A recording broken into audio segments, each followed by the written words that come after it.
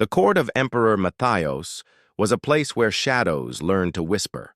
Candles burned low in the vaulted hall, their smoke curling like the ghosts of prayers that had gone unanswered. The tapestries along the stone walls, once woven in, bright threads of crimson and gold, had dulled to a dim tapestry of rust and dust. Yet the emperor insisted they remain, for he believed that the faded beauty of things was proof of their obedience to time, as he demanded obedience from men. It was late autumn when the chill of death seemed to settle even within the marrow of the palace. A feast had been declared, though no cause for celebration had been offered to the people or to the servants who scurried through the kitchens like vermin fearing the torch. Rumors, however, traveled faster than bread rose in the ovens. Some said the emperor had seen an ill omen in the stars. Others whispered that he sought to purge the court of disloyalty before the winter descended. Whatever the reason, no man or woman who served in the halls of Matthias expected joy that evening. The emperor entered as the great iron doors groaned open, his cloak dragging the sound of thunder across the stone floor. He was not an old man, but cruelty had aged him more swiftly than years. His face was pale and long, his lips thin as a knife's edge, and his eyes, two pits of iron gray, were the sort that did not look upon men but through them, as though their souls were parchment. He might burn when he pleased. He did not smile, and he did not bow his head in acknowledgment of the 100 servants who fell to their knees as he passed. The feast was arranged with ritual precision, rows of trestle tables heavy with roasted boar, stewed venison, baskets of black bread, flagons of spiced wine. A golden chalice, taller than any man's fist, stood at the emperor's place. Around him sat only silence. None of his courtiers dared raise their voice, for words were dangerous in his presence. At the sound of a single clap from his hand, the musicians began their mournful playing. The emperor stood, and his voice rolled through the hall like a sermon from a priest who had buried God. "You serve me," he said, his tone low yet sharp as frost. "And yet service is nothing without proof. Tonight you shall drink with me. Tonight you shall show me loyalty not with words, but with your lives." A tremor ran through the servants nearest to the dais. They exchanged glances, their faces bloodless in the flicker of torchlight. Some believed he spoke in metaphor. Others knew better. For Matthias had long been fascinated with poisons, keeping a chamber of vials and powders locked behind iron. Doors where only he and his alchemists dared enter. It was said he fed small doses of venom to his hounds, to watch them writhe and choke, measuring the time it took for death to overcome them. The emperor raised his hand, and the hall fell into stillness deeper than silence. A retainer approached, carrying a wooden tray on which rested a dozen clay cups. Each cup was filled with a dark liquid, thicker than wine, glimmering as if it had swallowed the light. The servants gasped, though none dared aloud. They had heard of this ritual, whispered of in corners but never confirmed, the trial of loyalty. Those chosen must drink. If they lived, they were deemed faithful. If they died, their betrayal was proved. One by one, the cups were placed before the servants nearest to the dais. Among them was Iosef, a boy of barely 17, whose hands shook so violently that he nearly dropped the vessel. His eyes darted to his father, an older servant standing further down the line, whose lips moved in silent prayer. "Drink," commanded Matthias, his voice smooth as oil poured over fire. Yosef's throat bobbed. The boy hesitated, but hesitation was itself a crime in that hall. He lifted the cup, closed his eyes, and swallowed. The liquid was bitter, acrid, a taste that clung to the tongue like rust and smoke. He gasped, coughing, and his knees buckled as his father leapt forward, only to be restrained by guards in blackened armor. The boy fell, writhing, his body convulsing upon the cold stones. His breath rattled like dry leaves in the wind, his eyes wide and unseeing, until at last he lay still. The father's scream was muffled by a mailed hand. The emperor's expression did not alter. He raised his chalice, drank deeply, and then set it down with the air of a man who had merely tasted. "Spring water, the disloyal are always the first to perish," he said. A murmur stirred the court, though none dared give it voice. Servants trembled, some clutching their cups as though they held serpents ready to strike. The guards, clad in steel as black as midnight, watched with the patience of predators. Another servant drank, a woman, gaunt and hollow-eyed. She swayed, but remained standing, her face pale as wax. A hiss of relief escaped her lips, though it carried no triumph. She had survived, at least for that moment. One after another the cups were raised. Some fell, some remained. The emperor watched, neither pleased nor disappointed, for to him it was not death that mattered, but fear. Fear was the marrow of his throne. At the far end of the table, a man named Brother Andre waited his turn. Once a monk, he had been stripped of his robes and pressed into service after speaking too boldly against the emperor's cruelty in the monastery's chapel. His faith had not been broken, though chains now bound his wrists more than prayers. He stared into the cup as it was placed before him, his lips moving in a quiet psalm. He raised it slowly, eyes fixed not on the emperor, but on the crucifix, carved into the distant wall, a relic the emperor had not yet dared remove. He drank. For a moment he stood firm, his breath steady, as if the poison itself had fled from the armor of his faith. But then his knees buckled, and blood trickled from the corner of his mouth. He smiled as he fell, whispering words that none but he could hear. The emperor's face twitched with the faintest flicker of irritation. He despised martyrs. The hall grew darker with each body that hit the floor. The scent of sweat, vomit, and spiced meat mingled until the air itself seemed poisoned. Still, the trial continued. No servant was spared. By the time the moon rose beyond the high windows, more than a dozen corpses littered the stones. The survivors stood pale, hollow, trembling, living ghosts in service to a throne of blood. At last, the emperor rose again, spreading his arms as though to embrace the silence. "You are mine," he declared. "Those who live are mine. Those who die are mine. Let this be the covenant of your service. Life through me, death through me. And know this." His voice dropped, chilling the marrow of all who heard it. "The poison does not kill all at once. Some of you who still stand shall yet feel its hand in the days to come. Serve me faithfully, and perhaps I shall grant you the antidote." A murmur of despair rippled through the hall. The cruelty was complete. Not even survival was certain. Each servant lived in the shadow of a delayed death, tethered by the emperor's hand. The feast ended not with laughter, nor with music, but with the dragging of bodies and the silent weeping of those who still breathed. As the servants filed out into the bitter night, one figure remained in the hall. A young woman named Elira, a scullery maid scarcely noticed by anyone, though her eyes had lingered on the emperor with a gaze too steady, too dangerous.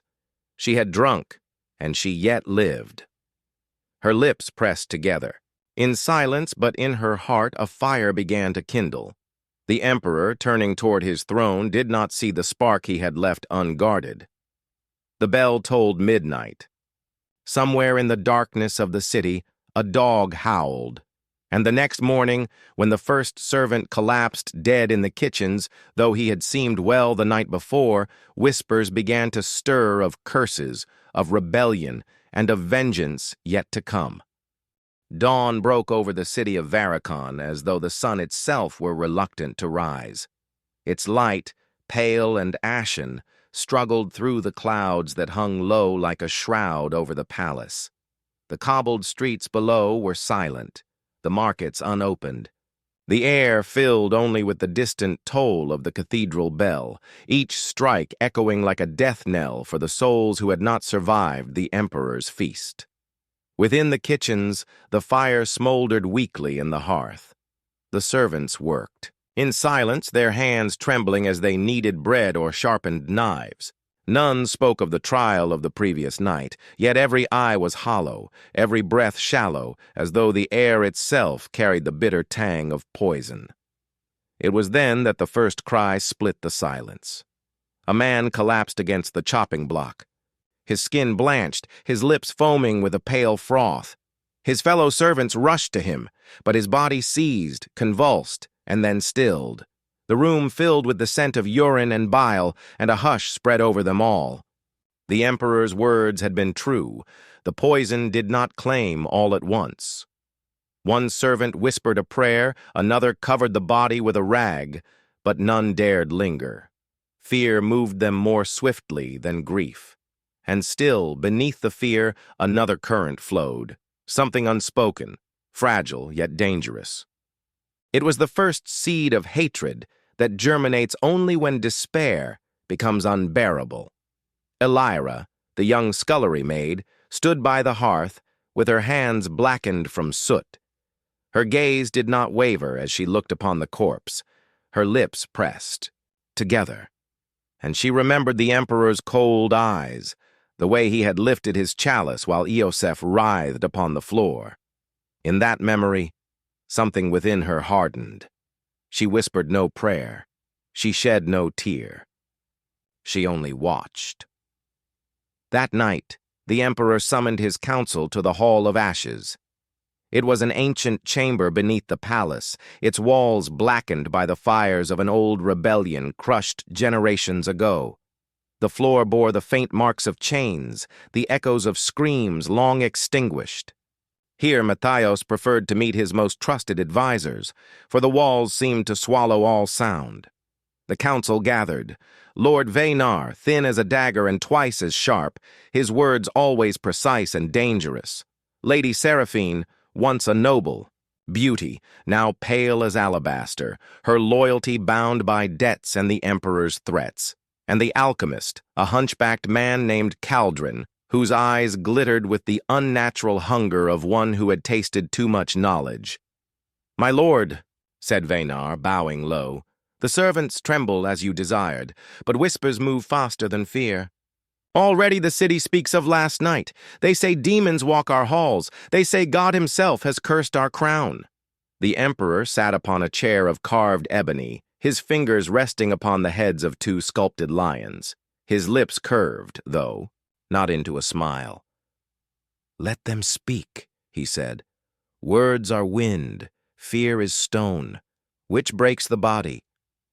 "Stone, sire," Seraphine replied softly, her voice trembling.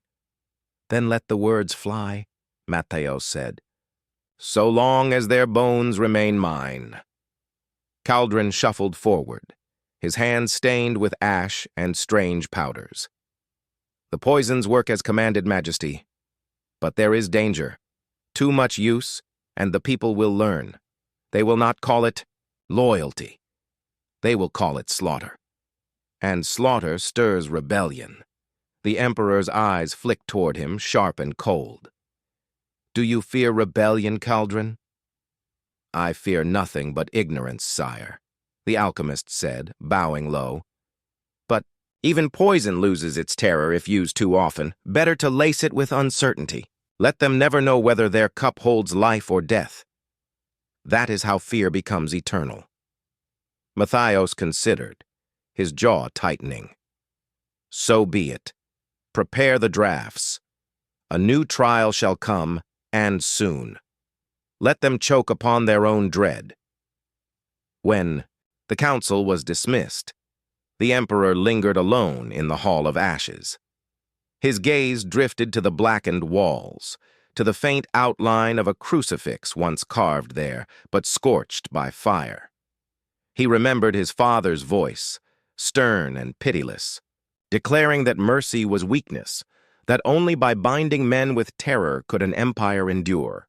And though Matthias had long surpassed his father in cruelty, a shadow of doubt passed across his mind, brief, fleeting, gone before it could take root. Above, in the servants' quarters, Elira sat beside her cot, her fingers tracing the wooden rosary beads her mother had given her before she died of fever. She no longer prayed as she once had. The God of her childhood seemed distant, deaf to the cries of those writhing in the emperor's hall. Yet, as she fingered the beads, she thought of Brother Andre, the monk who had fallen with a smile on his lips, as though death itself had been a release. His whisper lingered in her memory. Though she had not heard the words, she imagined what they might have been.